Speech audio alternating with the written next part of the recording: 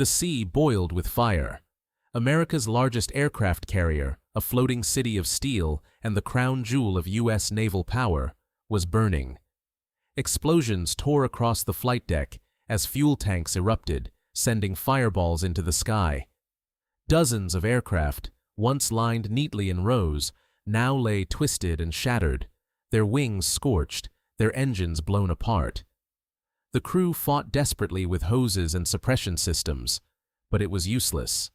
The ship that cost over $13 billion to build was being torn apart in real time. The attack had not come from a rival fleet, nor from supersonic missiles screaming across the sky. It came from a storm of machines no bigger than a man.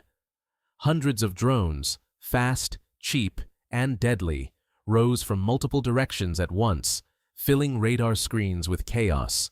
Defensive systems whirred to life.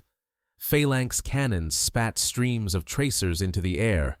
Interceptors launched in rapid succession. Missiles streaked upward in defense. But the swarm was too vast.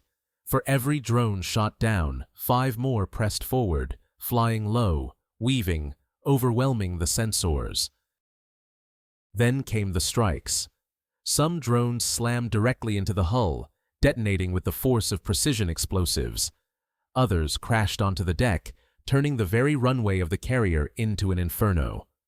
Fire spread uncontrollably as more machines dived in waves, hitting radar domes, communication towers, and weapons magazines. The carrier's defenses faltered, then fell silent. The crew, veterans trained for every contingency, had never imagined this. In less than 2 hours, the most powerful warship afloat, the pride of the U.S. Navy, was mortally wounded. The ship that symbolized dominance across the seas began to list heavily, its enormous bulk groaning as seawater poured into ruptured compartments. And then, as the last of the crew were evacuated, the unthinkable happened. The great vessel rolled and slipped beneath the waves. The world was left in shock. A warship that took decades to perfect and billions to build had been destroyed by a weapon that cost a fraction of its value. A swarm of drones, machines so simple yet so relentless, had just rewritten the rules of war. Where are you watching this from right now? Tell us, because the sinking of this carrier is not just the loss of a ship, it may mark the end of an entire era of warfare. The attack began in silence. On the horizon, far beyond the range of the carrier's lookouts, dozens of small silhouettes rose into the sky. At first, they appeared on radar as clutter, tiny blips, almost indistinguishable from seabirds or atmospheric noise. But within minutes, those blips multiplied. Dozens became hundreds. Screens filled with flashing alerts as operators realized what was happening. A swarm was inbound. The carrier battle group sprang into action. Destroyers shifted formation, radars locked on, and missile batteries prepared to fire. On the carrier's deck, alarms blared as sailors scrambled to stations. Phalanx close-in weapon systems spun up with a whine, their barrels ready to unleash streams of depleted uranium rounds. Interceptor missiles streaked skyward, vapor trails carving lines through the morning air. The first wave of drones disintegrated under the barrage, fireballs falling into the sea. For a moment, the crew thought they could hold. But the swarm kept coming. The drones flew low, hugging the water, darting erratically in programmed patterns to confuse radars. Others climbed high, dropping down in steep dives. Some were little more than flying bombs, packed with explosives and designed to detonate on impact. Others carried jammers, flooding the carrier's systems with noise, blinding sensors at the worst possible moment. Every second, more slipped through the defensive net. On the flight deck, chaos erupted as the first drone struck. One slammed into a row of parked aircraft, igniting a chain of explosions that sent flames roaring across the deck. Another smashed into the island superstructure, shattering communications equipment and setting radar panels ablaze. Sailors rushed with hoses and extinguishers, but the inferno spread faster than they could contain it. Smoke blackened the sky, choking the crew and blinding the gunners. Still, the swarm pressed forward. Explosions ripped holes in the carrier's armored skin. The ship's magazines, packed with fuel and munitions, began to cook off, each detonation rocking the vessel like an earthquake. Compartments flooded as seawater rushed in through torn bulkheads. Damage control teams fought desperately below deck, but the volume of destruction was overwhelming. The escorts were no better off. Destroyers fired until their magazines ran dry, yet the sheer number of drones outmatched them. Every weapon fired cost millions. Every drone lost cost the attackers only thousands. The imbalance was brutal, and it was decisive. Within 90 minutes, the pride of the U.S. Navy was crippled. Alarms screamed evacuation orders as the ship began to list, tilting heavily to starboard. Fires raged unchecked, explosions thundered across the deck, and the once proud carrier, symbol of American power, became a dying giant. Sailors leapt into lifeboats and rafts as their home at sea slipped further and further into the waves. And above them, the swarm dispersed into silence, its mission complete. The sinking of the carrier was more than a battlefield disaster. It was a turning point in military history. For over a century, the aircraft carrier had been the crown of naval power, a floating fortress projecting dominance across the seas. Protected by layers of destroyers, submarines, and missile defenses, it was believed to be nearly invulnerable. Yet, in a single morning, that illusion shattered. The reason was simple: numbers. For decades, navies built defenses to counter missiles, fast, precise, but limited in volume. A swarm of drones changed the equation. Instead of a handful of incoming threats, the carrier faced hundreds at once, each one cheap, expendable, and deadly. The defensive systems, designed for quality, were overwhelmed by sheer quantity. Analysts later described it as the economics of destruction. A missile interceptor costs millions of dollars to launch. A drone costs thousands, or less. For every drone destroyed, dozens more surged forward, bleeding the defenders of ammunition, time, and energy. The math was brutal. Even the world's most advanced warship could not fire fast enough, could not reload fast enough, could not survive under that relentless tide. Worse still, the swarm was intelligent. Programmed with AI algorithms, the drones adapted in flight. When radar locked onto one group, others shifted course. When jammers tried to block their signals, autonomous controls took over. Some sacrificed themselves to draw fire, while others slipped through the gaps. They were not simply machines. They were a coordinated force, thinking together, acting as one. The aftermath was clear. The carrier's defenses had not failed because they were weak. They had failed because they were built for a different era. No amount of armor or missile interceptors could stop a storm of hundreds of autonomous attackers. The drone swarm was not a weapon. It was a strategy, a new way of war that exposed the vulnerability of even the mightiest fleets. In Washington, officials struggled to contain the shock. For decades, the aircraft carrier had symbolized American supremacy, the guarantee of control over the oceans. Its loss was more than military. It was psychological. Allies asked quietly if the U.S. could still protect them. Rivals celebrated openly, declaring that the age of giant warships was over. For the sailors who survived, the lesson was written in smoke and fire. The battlefield had changed forever. The sea was no longer ruled by ships, but by swarms. In Washington, the mood was grim. The sinking of the carrier was not just a military defeat, it was a blow to the very image of American power.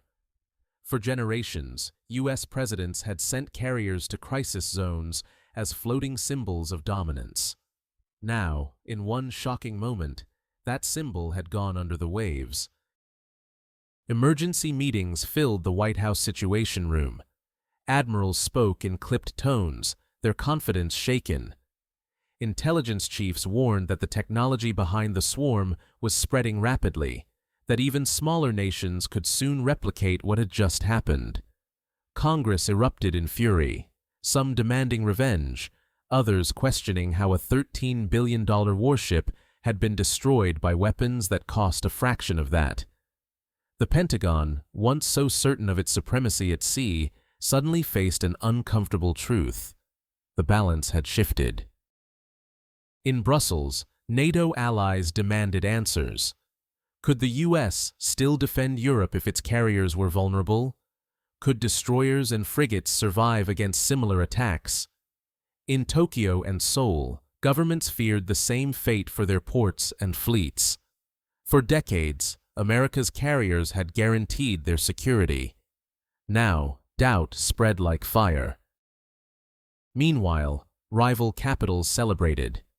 In Moscow, state media replayed the footage endlessly, commentators crowing that the age of U.S. naval dominance was over. In Beijing, strategists studied the attack carefully, noting how drones could overwhelm even the most advanced fleet. They called it the democratization of destruction, proof that cheap technology could bring down giants. In Tehran, officials spoke with open pride, hinting that their drone programs had helped inspire the tactics now rewriting the rules of war. Markets reeled. Defense stocks surged as investors bet on new weapons programs. Shipping companies panicked at the thought of drone swarms threatening global trade routes. Oil prices spiked as insurance firms questioned whether tankers could be protected. The shock of one sinking ship rippled far beyond the battlefield into the global economy itself. Perhaps the most dangerous consequence was psychological. For decades, America's enemies had feared its carriers, massive ships that could launch hundreds of aircraft, strike anywhere, at any time. Now, that fear had shifted. If the world's largest carrier could be sunk in hours, what chance did smaller ships have? The swarm had not just destroyed a vessel, it had destroyed the aura of invincibility. Across the world, leaders whispered the same question. Was this the end of the aircraft carrier era? Or was it only the beginning of something worse? A new arms race, one where every nation scrambles to build swarms of its own, and the seas become hunting grounds for machines instead of sailors. The sinking of the U.S. carrier set off a chain reaction unlike anything the world had seen since the dawn of the nuclear age. Almost overnight, every major power began pouring resources into drone swarm technology. What had once been a fringe idea in military think tanks was now the centerpiece of global defense planning. In Beijing, engineers worked around the clock, refining artificial intelligence algorithms that would allow swarms to communicate, adapt, and strike without human guidance. Factories capable of producing thousands of drones a month began expanding production lines, with officials boasting that China could field entire airborne armies at a fraction of the cost of traditional fighters or bombers. In Moscow, the lessons were studied obsessively. Russian commanders declared that the swarm had proven what hypersonic missiles and nuclear submarines never could, that overwhelming numbers of cheap, autonomous systems could break even the most advanced defenses. Funding was redirected, projects accelerated. Russian propaganda declared that the swarm was the great equalizer, the weapon that had ended centuries of naval imbalance. Iran and North Korea, long eager to challenge stronger adversaries, seized the opportunity. Tehran showcased new prototypes of long-range kamikaze drones, hinting at next-generation swarms capable of striking American bases across the Gulf. Pyongyang released propaganda showing drone factories churning out machines by the hundreds, promising to drown South Korea's defenses under a sea of fire and steel. Even smaller nations could not ignore the shift. Turkey, already a leader in combat drone technology, announced new projects aimed at mass-producing autonomous swarms. India, faced with growing tensions in both the Indian Ocean and the Himalayas, rushed to develop counter-swarm defenses of its own. Across Europe, military planners scrambled to balance traditional procurement, ships, tanks, jets, with massive new investments in drone warfare. The appeal was obvious. Unlike aircraft carriers or stealth bombers, swarms did not take decades to build or billions to maintain. They could be assembled quickly, deployed rapidly, and replaced easily. They leveled the playing field, giving even modest militaries the ability to strike fear into superpowers. The battlefield had shifted from quality to quantity, from singular machines of dominance to countless machines of disruption. But with this shift came new dangers. How do you control thousands of autonomous systems once they are released? What if AI-driven drones turn on unintended targets? What happens when swarms collide with civilian airspace, or when hackers take control of entire formations? The line between war and chaos grew thinner with every passing month. In Washington, analysts warned of a nightmare future. Drone swarms not just over fleets, but over cities, ports, power plants. A single attack could cripple infrastructure, paralyze economies, or terrorize populations on a scale unseen since World War II. The sinking of the carrier had proven the concept. The arms race that followed threatened to unleash it everywhere. The oceans, once ruled by towering ships and steel fleets, now faced a darker future, one where the decisive battles of tomorrow might be fought not by admirals commanding great vessels, but by unseen algorithms commanding endless swarms. The wreck still lies beneath the waves, a twisted monument to an era that may already be over. The U.S. carrier, once the ultimate symbol of power, now rests on the ocean floor. Its towering deck silent, its aircraft entombed, its legacy drowned by machines that cost less than a single missile fired in defense. Above the surface, the lesson is clear. The age of giants has met the age of swarms. Where once steel ruled, now numbers prevail. Where once a fleet could intimidate, now it must fear. The swarm did not just destroy a ship, it destroyed an idea, the belief that wealth and technology alone could guarantee invincibility. In Washington, the questions hang heavy. Can the U.S. adapt before more carriers meet the same fate? Can new defenses be built fast enough to counter skies filled with thousands of autonomous attackers? In Moscow, Beijing, and Tehran, the answers are whispered with satisfaction. The seas no longer belong to one nation. They belong to whoever commands the swarm. The sinking of the carrier was not the end of a battle. It was the beginning of a new kind of war. One where the battlefield is flooded not with soldiers, but with machines. One where victory belongs not to the largest ship, but to the smallest drone, multiplied 1,000 times over. The ocean has claimed its prize. But the world is left with a darker question. Was this the end of the aircraft carrier era, or just the first chapter in a future where swarms decide the fate of nations? What do you think? Can America's carriers survive the drone age, or has the swarm already written the end of their story?